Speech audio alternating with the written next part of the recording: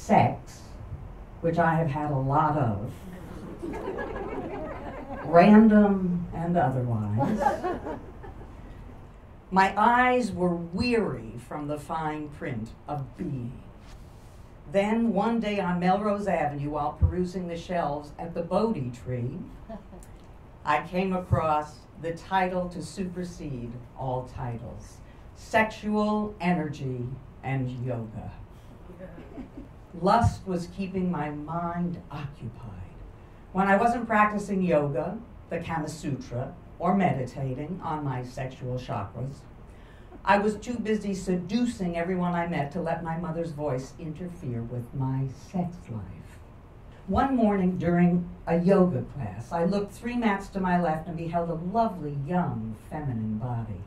She moved with rare grace and raw power, had perfect, perky tits, long legs, and a thrilling ass.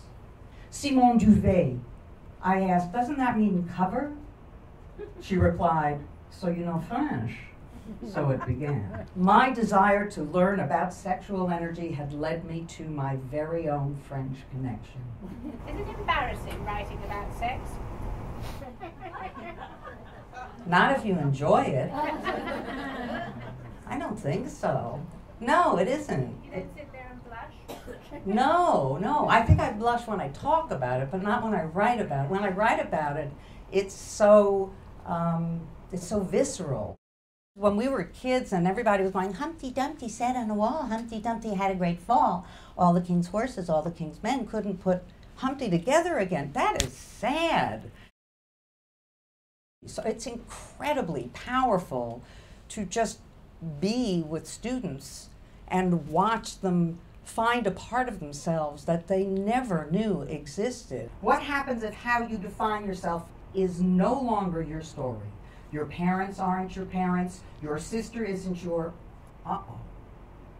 What have I done? A young boy raises his hand. He is no longer a farhead. Yes, what's your name? Clarence Darnell III. Clarence. If you don't mind me saying so, miss, I don't need to do the exercise.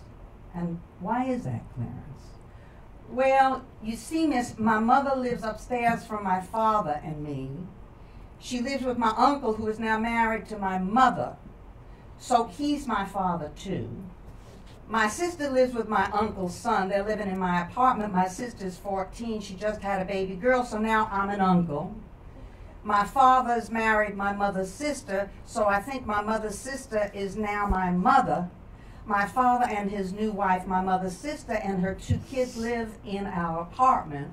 So now my cousins are my brother and sister. You see, miss, I can't define myself by who my mother, father, sister, or anyone is. It's too confusing. Have a dialogue with the you were then. See what your present self has to say. Who are you now? Who was I then? How has your past influenced your present?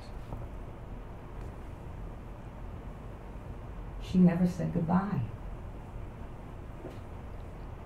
I never said goodbye. Goodbye.